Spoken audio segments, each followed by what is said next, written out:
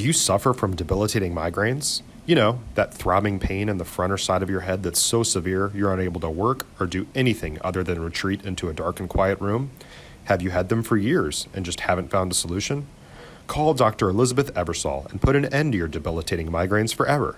Or go to her website at www.handmadehealth.com. That's www.handmadehealth.com.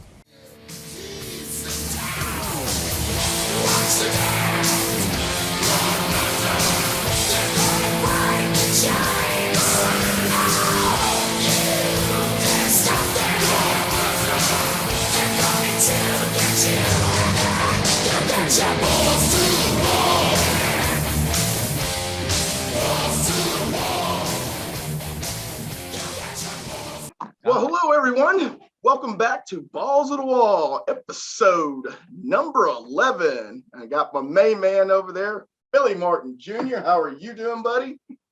Well, I'd be doing better if your Sooners didn't whip my Red Raiders' butt this weekend, but I'm gonna forgive you for it. Man, like we were saying a little off camera, I didn't quite see why Tech came out very listless on that picture perfect, beautiful day for football last Saturday. You thought maybe you'd get a little shot in the arm with Sonny Cumbie, kind of being, Texas Tech legacy, the whole shooting match, and it just came out very lethargic, and I didn't see that coming. Let's just say that. Yeah, well, I didn't think we really had a chance to beat you guys, but I thought we might at least give you a game for a little while. A lot of people thought you at least could have covered that spread. That's for sure. Yeah. I just didn't see it. I didn't see it. But I think that was the best game OU's played out of 9. And so they chose the Red Raiders to kind of do it too. Or maybe that Kansas game got that Kansas butt whooping that they got, in practice last week, got them focused. I'm not sure, but man, that was 2 different teams. That's for sure. No question. But hey, guys, we do appreciate you listening to us again here. And we want you to also subscribe to YouTube, Rumble, Facebook, and Twitter if you can on our behalf.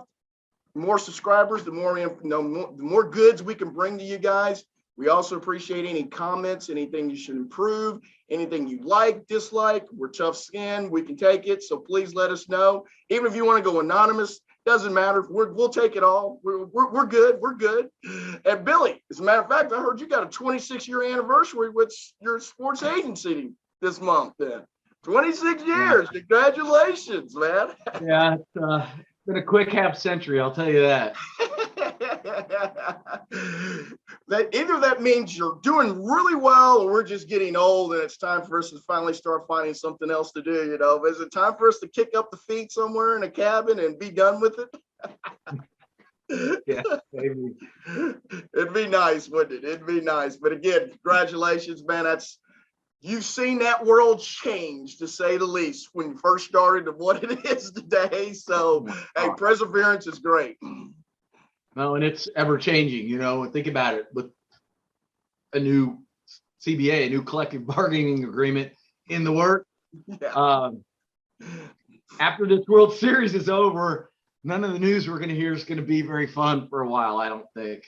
December 1st looks like Armageddon, buddy. It looks like Armageddon. And man, if you're a baseball fan, better enjoy the next game or two, because I have a feeling we may be slightly delayed next year on games on MLB. I really do. I think there will be a strike of some sort, and they'll figure it out probably mid-March, but I think it's inevitable. Both sides are pretty dug in. I know the players are this time around because they think they got a raw deal the last time around. So unless ownership really makes them unless they concede on a lot of things, I don't see this season start. I don't see 2022 starting on time.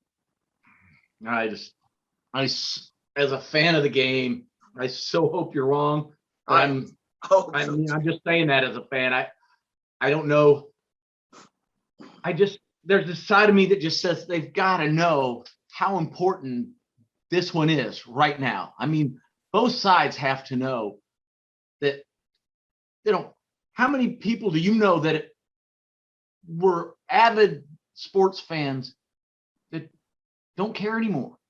Yeah. I mean, on all sports, whether it's because of guys kneeling during the national anthem or teams taking political or racial issues and running with it. And team names disappearing. oh my gosh, yeah, the Guardians and the football team and the craziness that's going on there, it's rubbing a lot of people the wrong way. And when there were sports disappearing, when they were shut down, people realized, hey, wow, life goes on. I could still be a happy guy if my team doesn't play.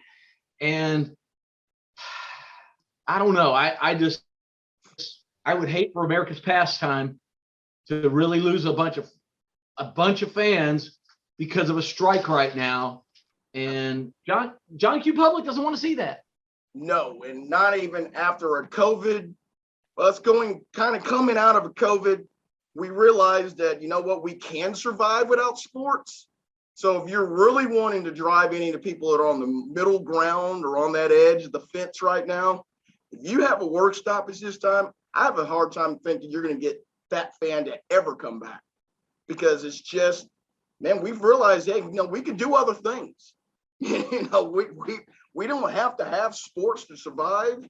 And if that's the case now, you've got to try to make us be enticed to come back to the yard. And if you do a stop of this thing now, woo, you're playing with fire. And I don't think the casual fan wants to hear a lot of wealthy people cry over a lot of money. And I don't think the average guy wants to hear that at all. No, they don't. And it's funny because you do hear people complain, this guy gets this many $1 million to play a game. And my response to them is usually, look, you don't piss and moan when you hear that some movie star made $47 million in 2.5 months of work, right, making a movie. I mean, that's playing make-believe. I can play make-believe, but or a sitcom getting $1 million a show, $1 million, right, in a show, I can play make-believe. No, I can do that, but I can't hit a 97-mile-an-hour fastball. I can't run through the NFL line and take a hit from one of those guys or try to cover. Do you think that attitude from the fan is also because a lot of the fans participated in youth sports when they were little or whatever? Then they realized that they couldn't make it, so that was their dream that got shot down, the reality. And then when you have the person that's actually a Major League Baseball player or football players there, and he's a jerk, that makes it worse to me. It's like, hey, you've got a great opportunity. Why don't you just be at least a nice guy? And so it's a double whammy at that point in time. Yeah. So I could understand if, Mickey Mantle would get a little bothered every now and then if people were asking for his autograph when he was having dinner with his family, or, he'd say every now and then, hey, let me have dinner with my family first. There's also a big difference when somebody like him, he made way more money signing autographs than he ever did as a player. Right. He didn't make the kind of money today's player makes.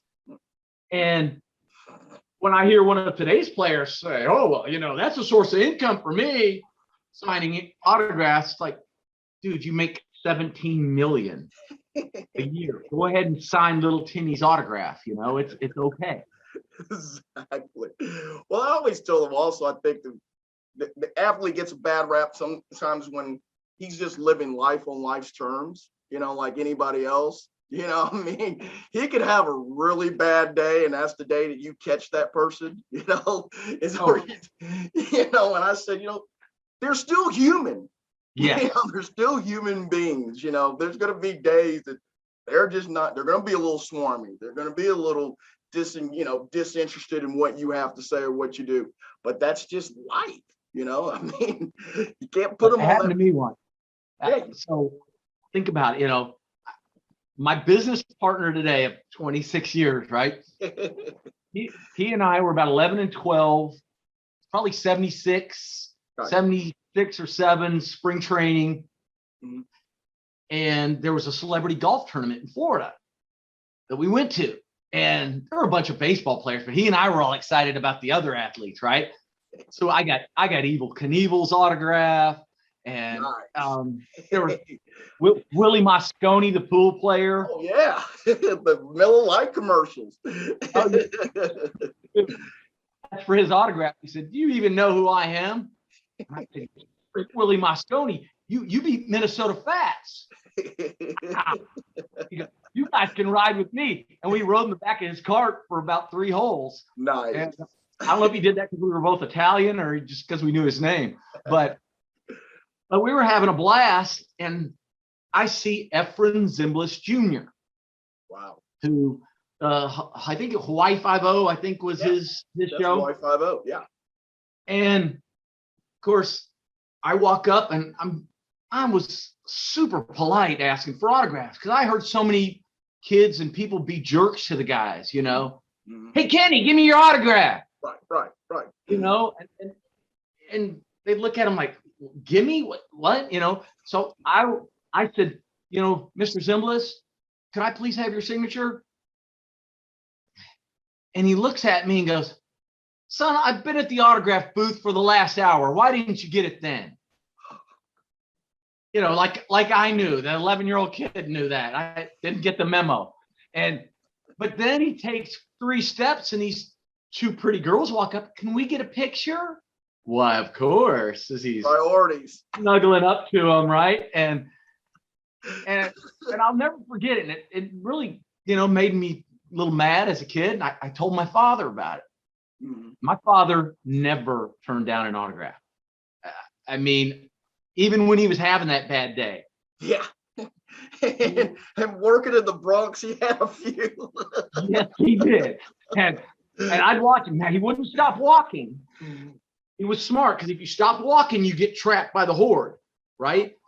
So he'd keep walking, he'd sign, he'd say, "Oh, sure, pal, what's your name? Nice to meet you, Kenny." And, you know, and I still get people Facebooking me saying how nice he was when he signed their autograph at some place. And nice. Always like that. Well, I tell him this story. He goes, "Really?" Sure enough, 6 months later, he's sitting in Patsy's restaurant in New York.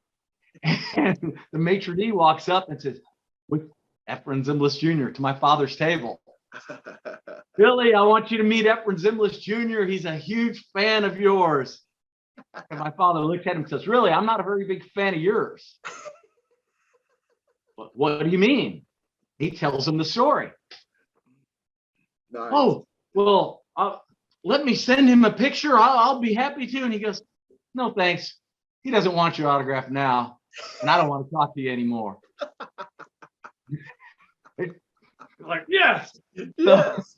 I mean, gotta love it. Love it.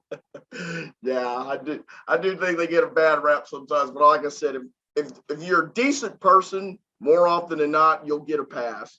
It's just the guys that are always horses' asses that they don't get a pass because the reputation perceives them, you know, going forward. You know, this guy's hard to deal with, that guy's hard to deal with, whatever. And you know what? We don't cut those guys breaks if that reputation is that way. No, as well as we should. As well as we should. You know. No. Why should we? Right. I mean, I don't like that we say that we pay their salaries because I think TV really pays their salaries, and you know, now streaming rights really pays their salaries and all that. Yes, we do pay a part of their salary, but not much. It's a small percentage. Most of that we do, but we do pay TV for our ratings. You know, what we watch is how they base things on that. So, you know, you would think that the athlete would figure that out sometimes, but sometimes they don't. Nope. And you go, as we were talking off camera, you got the Kevin Browns of the world, former Ranger pitcher around here, who was darn good, should probably get more credit for his career than he does, but he was a pain in the ass to deal with on and off the field. Yeah, and he wasn't a good teammate, which, you know, like we were talking about, there's a lot of mental preparation that, and just your brain affects your play. Sure. actually was at a whiskey showing. Jay Novacek has a whiskey that he put out, former Cowboy tight end, and it's great whiskey. And I asked him to Still sign looks a like bottle. he could play. So I didn't mean to cut you off, but he still looks like he could play. He's in Look, great he looks great. gosh. Yeah, no, I got to go to Joe T. Garcia's with he and his wife, and it was awesome. But I asked him to sign a bottle to one of my clients, one of my pitchers who's was really good, but I don't think he believes in himself as much as we believe in him, and everybody believes in his stuff. I don't. And so Jay said, well, tell me a little about him so I can write a message to him. I told him a little about that. And he basically wrote, your attitude is everything. And it makes sense. There's all these studies that have shown that if we walk around puffed up and, even though we don't feel confident, we can trick ourselves by our body language and our posture. And besides, we're giving that off to everybody else in the room or on the field. Sure. And you can have that attitude that I'm going to win. I'm, the attitude of a closer. I don't know what I got in my arm tonight, but I'm going to beat you with it. And if I don't, I will tomorrow. Love it. Well, hey, we got Game 6 in the World Series here tonight. What a weekend it was up in Atlanta. I mean, that place was loud. The Atlanta people were, they get maligned a lot for not being a professional sports town, I should say. University of Georgia, that rules Atlanta, no question. I mean, they're number one, and there's not a close second in that. But they came out in full form this weekend, and I mean, it was an excellent baseball game on Friday night. The 2-0 game there. I mean, that was good theater. It wasn't a 5-hour game that we kind of run into these days now. I think, we kind of talked a little off camera. I think Atlanta's going to be kind of killing themselves a little bit if they don't win this series because, losing Charlie Morton like they did in Game 1 with the broken leg. He could have probably pitched this past Sunday. They ended up losing after being staked to a 4-0 lead too at home. I mean, how many television sets got turned off after the first inning, on Sunday night, especially with, the Cowboy game on, an NFL game going on at the same time as the Cowboys, who always are highly rated in the country, So I'd like to know what that number was on that baseball game Sunday night. But anyhow, it does make it back to Houston. I think if you told Dusty last Wednesday that, hey, we're going to have a Game 6 in Houston, he's got to feel pretty good about himself because that Houston team plays pretty good at home.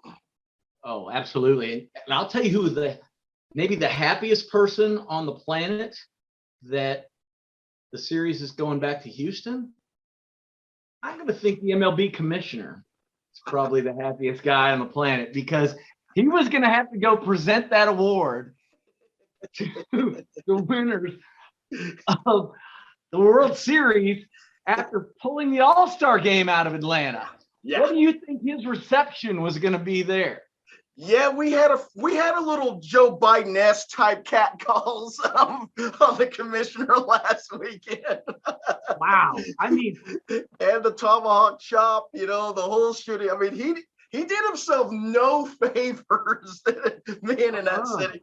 I'd like to know this. Did he have extra servicemen around him? Because I'm thinking, man, on a Friday and Saturday night, a couple of guys having a few little pops in the gut, they might have wanted to take him out of woodshed. Yeah. But yeah, and I think that Major League Baseball needed to have an exclusive night. They can have the whole board to themselves now, Tuesday and Wednesday night. They're not going up against football. If you could get the Astros can somehow win tonight to get it to Game 7. It doesn't matter if I think that'll bring audience because a lot of people they love the win and it's over factor. So I think that the casual fan is going to say, well, yeah, there is a Game 7 on the World Series tonight. I'll put it on. Maybe they don't watch the whole thing, but they'll casually put it on now just because they know it's do or die. And for a sport that takes a lot of black eyes, they can use a little, something good, a feel good story every now and then. And it's like, how many people do you know that will say, I don't watch NBA games until they get to the last couple minutes. Right. Right. Oh, well, there's only 3 minutes left. I'll watch that. That's when it gets good. Yeah. Same theory. Game 7, I'm watching Game 7. Yeah, well, it's almost completely different from football. Football, you always would just chime in early. You just kind of let it stay on. Maybe you're not paying attention. It's back. Baseball is that way. You can get notifications. Oh man, that game is a no-hitter or whatever at the 6th or 7th inning. Baseball to me is the sport that you always go back to later. It's not. But football, you kind of just stay with it. Basketball, I do agree with you. That last couple minutes, like, oh well, they're going to go this 22 to run, and the other team are going in 18 to run. Doesn't matter. I'll come watch it at the end. Now, the only problem about watching an NBA game at the last minute is that you got about 50 timeouts. Like, so 2 minutes can last 35 minutes. But let's talk about the pitchers tonight, because Max Fried has not been the ace he's been all year, right? No. And for me, I digress a little here, but you realize he's the ace of the Atlanta Braves. He played on the same high school baseball team with Lucas Giolito, who threw a perfect game last year, and the Cardinals ace, Jack Flaherty. Those aren't just 3 major leaguers. These are basically 3 aces. Giolito's not the ace yet because Lance Lynn is, but he's going to be one day. Right. Yeah. 3 aces, 3 number ones. When have the Rangers even had one since Nolan Ryan, right? An ace. And we're on the same high school team. How did you not win the world championship? They should have had a 0.00 ERA at that point tonight. Right? Lose the game. What are the odds of that happening? I would like to know the Vegas odds of having 3 high school pitchers be aces and then all be aces at the major league level too. That's. And I love weird stats like that too, because whoever that recruiting coordinator is, I want to hire him. He'd be a better agent than I am for sure. But I love the weird stats like that. A couple of years ago, Hunter Pence and Chris Martin, Atlanta Brave, right? Mm-hmm. Were both on the Texas Rangers. Right.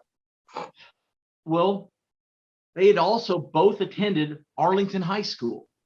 Wow. So when you think the last time 2 guys went to the same high school and played in the same major league city, for the major league team, there's no way that's ever happened again. I know that, but that's crazy. Well, right? I would like to know whoever the Arlington batting coach or whoever the coach was for those 3. Your stock was never higher, at that point in time.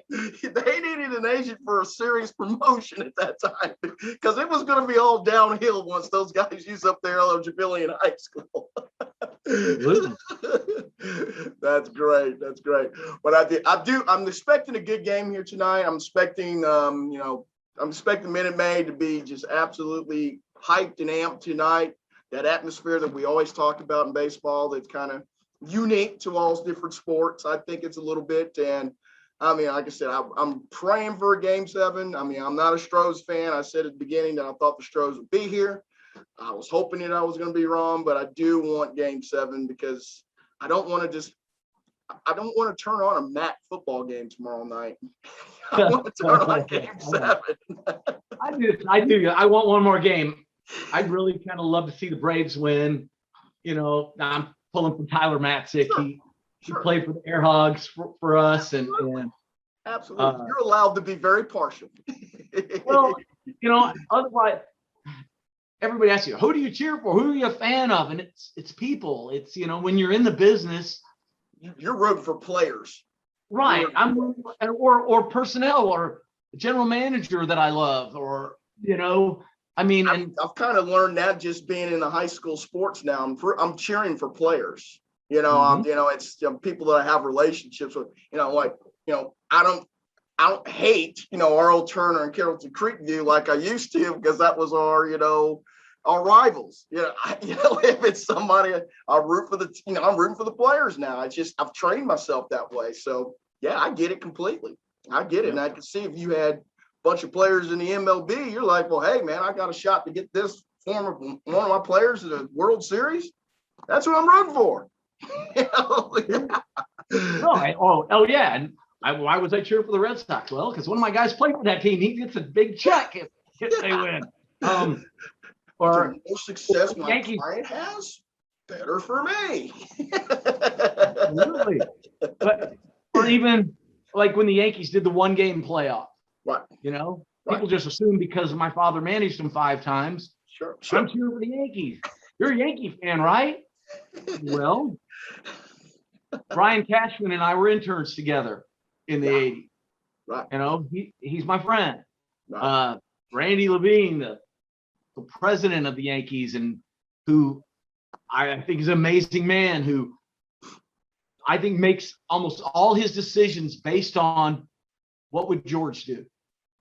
And that he still has that kind of loyalty to a man that's been gone that long. And that's an amazing thing this year. I mean, he literally walked into Hal Steinbrenner's office this year.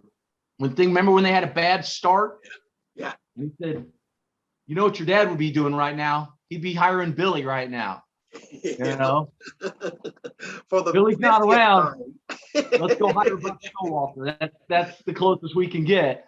And Hal thought about it for a while, I think, and said, you know what, I'm not my father. I'm going to stick with him. And looks like Hal made the right decision.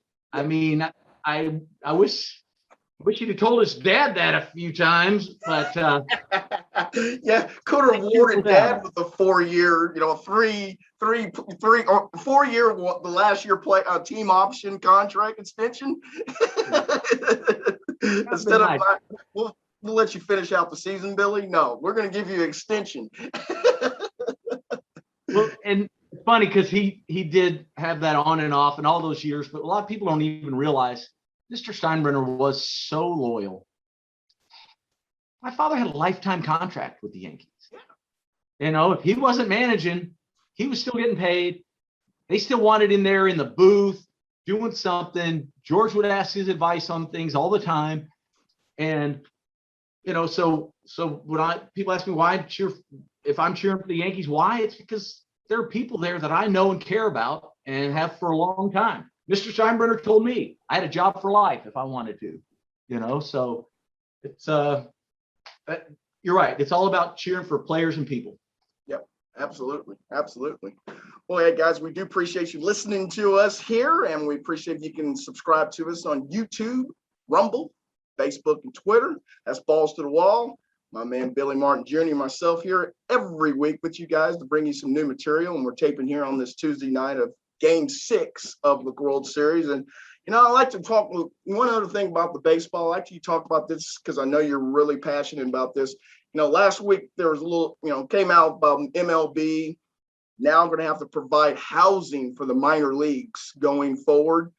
I mean, amen, amen, amen, amen, amen, amen. I mean, this is something that's well overdue, obviously, especially in this day and age where we're talking about this crazy money. This is something that Major League Baseball should have been taking care of the minor leagues a long time ago on this factor. The players, most of those players are not making, they're not making minimum wage if you put on an hourly scale. Their jobs per week, if you put it on just on that alone. So this is going to really help not be the impoverished people, the people that don't have any money at all. It's going to make them not have to eat at 7-Eleven and McDonald's every other day. It's going to improve their nutrition, or at least give them the chance to do, I should say. And it's something that I know you're very passionate about. I wanted to get your thoughts a little bit about that. Oh, it's wonderful. I mean, look, I'm sure every team's facilities are going to be different, and guys are going to be complaining about them a little bit. Oh, But absolutely. but I can't tell you how much time is wasted by players, their families, their agents, trying to find VRBOs and Airbnbs and places they can afford, and that'll do a seasonal lease, Right. or Yes. spring training lease. Yes. Yeah. He's just going to be here for a month and a half. Nope, 6 months. We need a year. And or a daily rate, which, is great. And it just, to remove that, I mean, yeah, minor leaguers don't make squat. I mean, they're making $10,000 to $3,500 a month until you become a guy.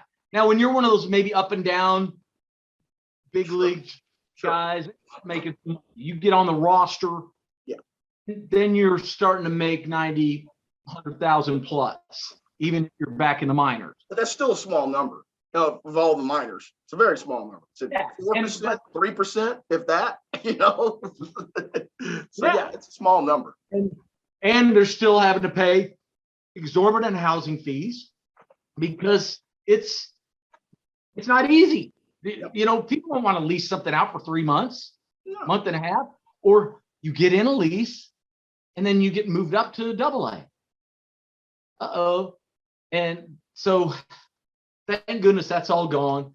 Funny, the Yankees for years, George Steinbrenner bought a hotel in Tampa many, many years ago to house all their minor leaguers. Wow. And I bet we're going to see a lot more if they can't do hotel trade-offs or whatever. We're going to see teams actually purchasing, small apartment complexes and things like that. Well, I was thinking it'd be a great way for sponsorships to get involved. If you're, if you're the Wyndham or whatever, you go to the Baltimore Orioles and say, hey, we'll put this up, whatever, put our name in, inside, Hyde the Park or whatever may be the case. I mean, you can finagle that in a great way where it benefits both the sponsor and the team. I think it could become a revenue stream of some sort as opposed to being in flat out cost. Well, it's going to save so much time for everybody but the teams. So, Well, to me, Billy, can this also improve the quality of play because it's just one less thing you're stressed about now? Yeah. When you're going to the yard and working on your craft? Absolutely. And even the work that it's going to entail right at the beginning, that's going to dissipate as we move forward because they're going to have their deals. They're going to cut their deals. They're going to get their facilities, and it'll be, like the Pirates have always had their own facility. It's called Pirate City. I think it's terrible because, is it Bradenton? And the Pirates in Bradenton? Yep. Correct, Mundo.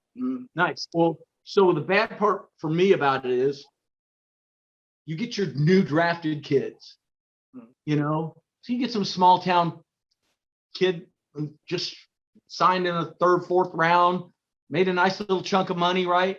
Right. He's all wide-eyed and looking around at all these guys. He's rooming in the same facility with guys that didn't make the AA team but they didn't release yet. They're keeping them around just in case something happens, but they know they're at the end of their rope. Sure. So those guys are bitter. Those guys are bitter, and they start to take these young guys out with them to some degree, and it's they should separate them more and do a better job of keeping the new guys away from the old guys, at least the old guys that aren't good guys. Yeah, absolutely. Well, hey, I also would like to talk about, that Sunday night we kind of mentioned before.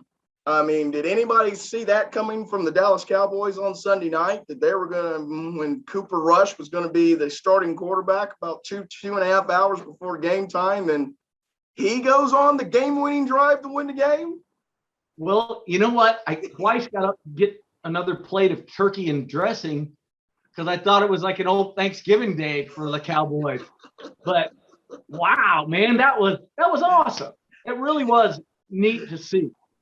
And what would you have bet on that game if you knew in advance? There's no way, right? You just said. Well, I mean, the Vegas line, I think, went for the Cowboys being 3-point favorites to them being 2.5-point dogs in just a matter of hours, So, I mean, yeah, I mean, everybody envisioned, or I should say everybody that's not a Cowboy fan, but, all your experts, said, well, heck, there's no way that they're going to go in there and win now because let's be frank, Cooper Rush hadn't shown us anything but, I wouldn't say mediocre football. I'd say bad football since he's been the backup quarterback here too. So that's what makes that last drive even more improbable to me. I mean, there was no hint that he had that in him.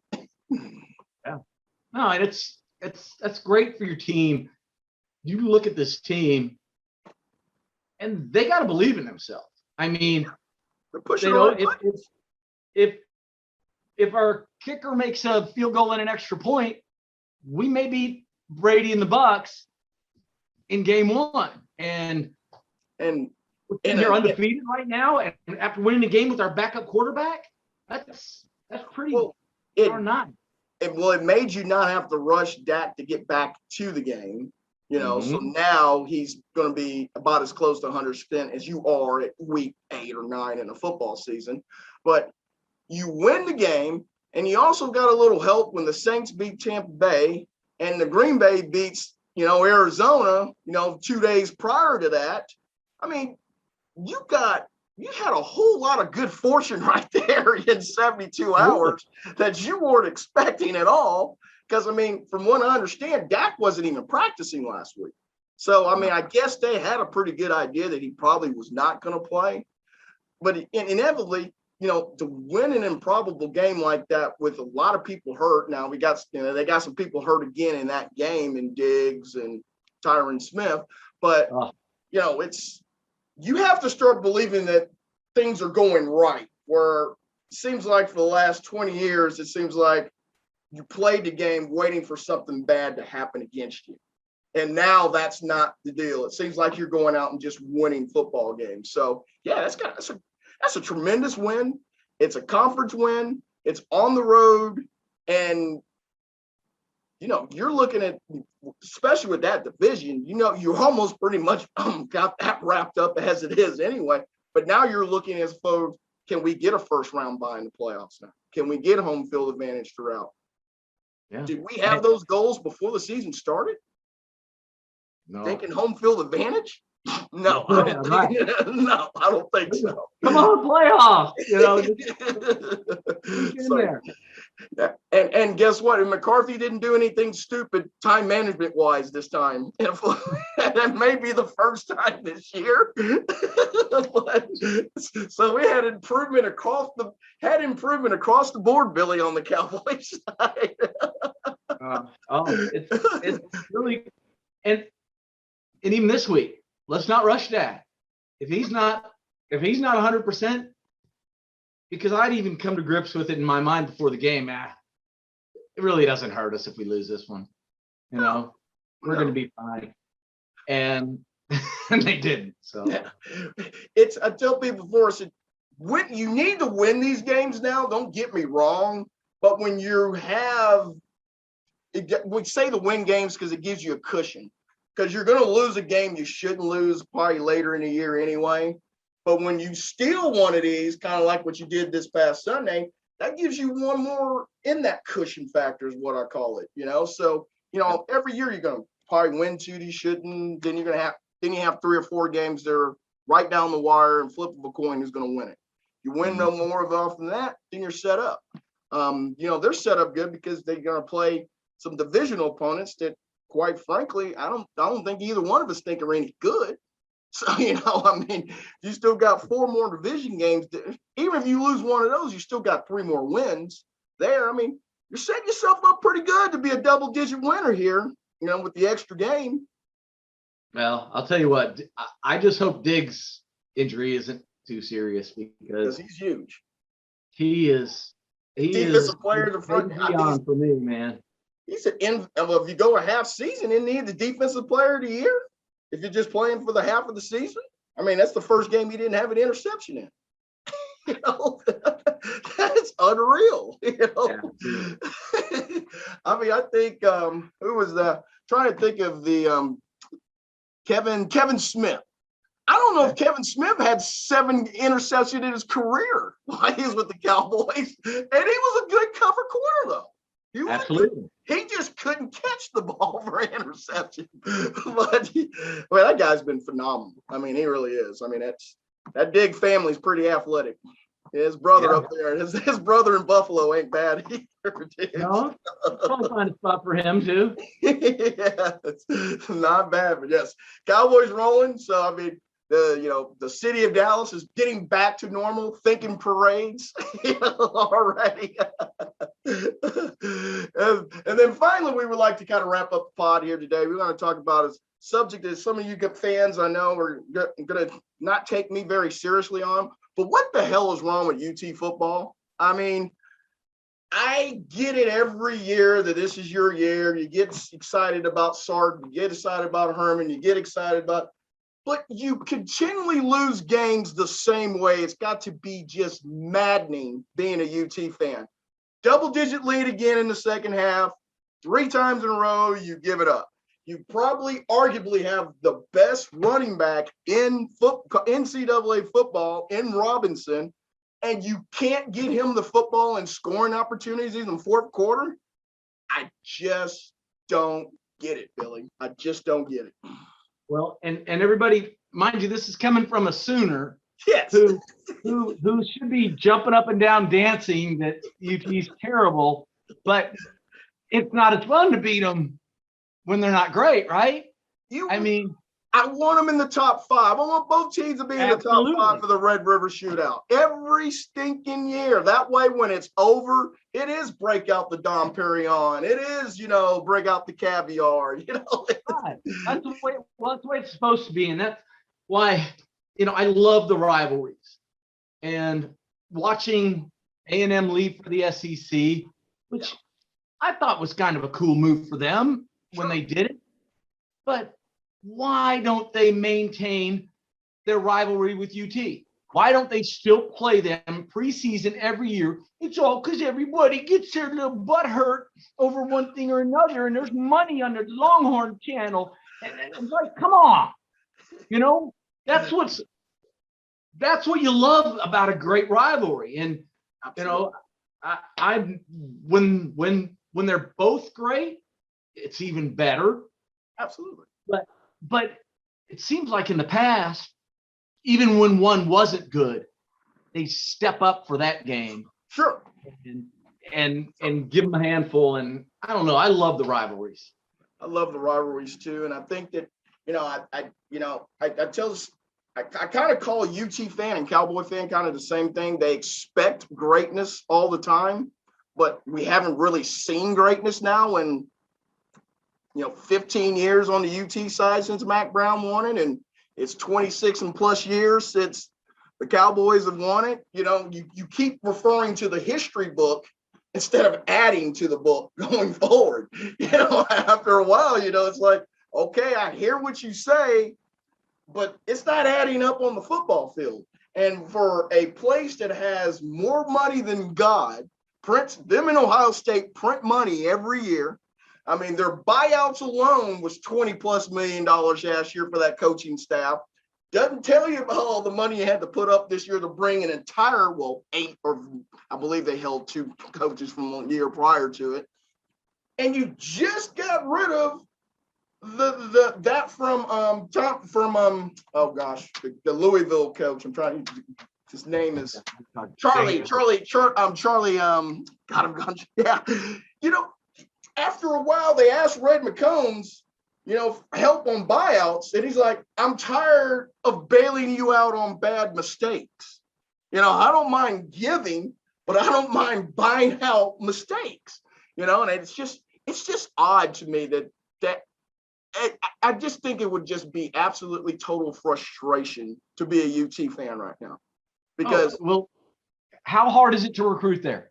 At the end of the day, Austin alone wins the recruiting game so many times. I can't tell you how many baseball players I've been involved with, because when I'm advising a high school kid, right, I'll help them choose their colleges sometimes. And I remember kid, he had narrowed it down to 3. He narrowed it down to Arkansas, UT, and Rice.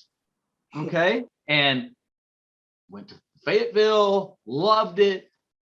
He was a Houston kid, so he was all fired up. That was back when Wayne Graham was still at Rice, and they were. Say, was Wayne Graham still there? Okay.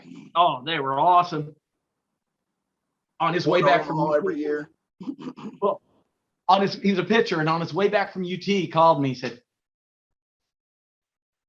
"I'm going to commit to UT. I promised you I wouldn't until we talked about it, but." He goes, "It's UT for me, Billy." And I said, "Well, was it Skip Johnson, who was then their pitching coach? Now he's your OU head coach." And I said, "Was it Skip?" And there was a big pause, and he goes, "No, it was pretty much just Austin." Austin was awesome. He goes, "I love that town. I love the campus. I love the river." And how do you compete with that? I mean, Norman's a great campus. Lubbock is, but come on, they're not Austin.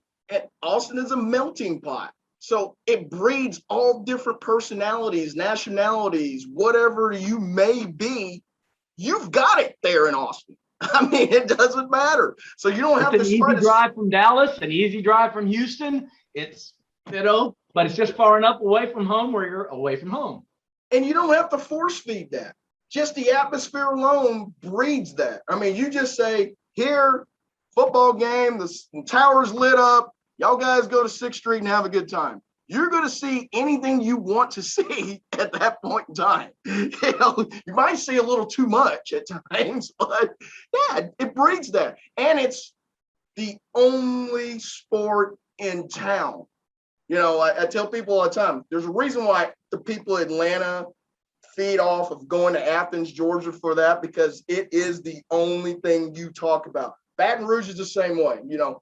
You are royalty there if you are a football player in one of those places, or a basketball player, or a star pitcher, or a star hitter. Yeah. I mean, you are royalty in those cities there at that point in time. So you have to almost work to not be successful. Yeah, with NLIs now too. Where do you think that's all going to go? I mean, that's crazy. It's crazy.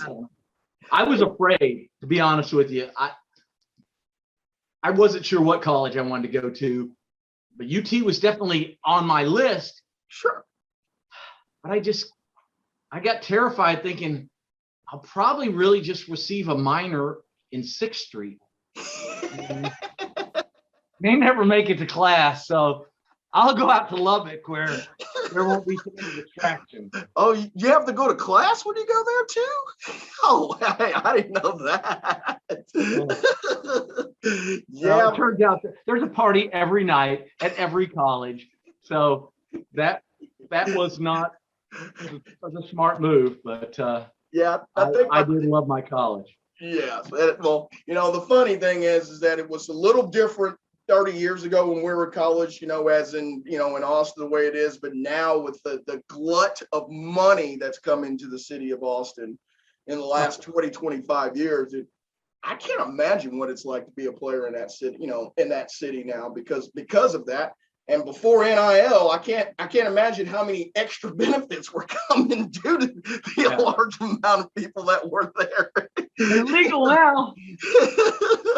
Hey, believe me, I know that same thing goes on in Norman too. I said, I know that doormat's got, hey, check your doormat when you get home today, or here's fork and here's a map and a shovel. Go over here and grab this, before Sunday afternoon. But I just can't imagine how it was because, like you said, there was no other competition with anybody else. So, the city fed into that, that fear of that. So, but anyway, I wanted to talk a little bit about that. It's not me trying to really just get down on the horns because it is, like you said, you brought up an excellent point. When Texas is good, you're looking over your shoulder and saying, oh, what are they doing? Whatever, that builds the anticipation in that moment. The last few years, I've been wondering, well, Texas has nothing to lose. What are they going to do to my Sooners in this game? You don't want that. You want, man, we got to play our best game or we're going to get our heads handed to us. So, hopefully they can get back to some semblance of being, a national team, but I think there's a lot more work in there than a lot of people thought, in that program there. And I also think there's a lot of times there's too many spoons in the pot, outside of the football program. And I think that's another thing that needs to probably get kind of ironed out a little bit, and people think that if they donate large amounts of money to that program, they have a say. And that's the problem there too, I think. Sure. Absolutely. But well, at least we will see someday soon when the SEC thing happens. We'll see Texas playing A&M again, and that rivalry will be fun to watch. But that's going to be. I don't know why it just seems so weird for me to see OU go to the SEC, and that's really they're a great program in all these sports, but. Seems ill-fitting to me. Still seems ill-fitting to me. I don't know why either. To me, it just seems like it still should be Oklahoma, Iowa State, Nebraska, the Big Eight. To me, that's more Oklahoma still. It took a while for me to get used to the Big 12. Sure. Personally. Then you've had defections from the Big 12, over the years. So, yeah, I guess you kind of get a little numb to it. But still, Oklahoma and SEC just doesn't roll off my tongue very well still. As last a kid, 15 years, the hated, vaunted SEC from my point. Right, exactly.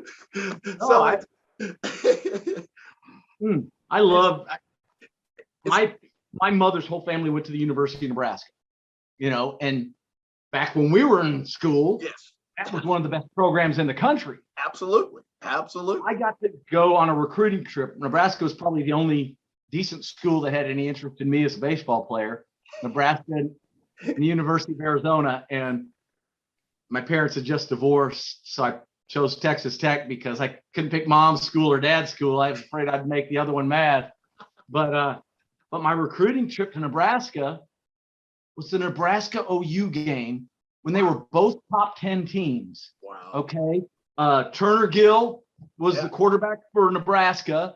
Tom Rathman was a great running back that played for the 49ers forever. Roger Craig was it? Yep. I mean, the number one pick in the draft, Irving Fryer, was a wide receiver. And you had that freshman running back for OU, Dupree. Marcus Dupree. Yeah. That was his last game. Excuse me. He played the following year. I'm sorry. He played half the season the following year. But yeah, Marcus Dupree. Yeah. And that whole stadium was red because both teams are red, and just all I've been to is I've been to one SMU and one TCU football game, right? And SMU was pretty darn good back then too. Yes.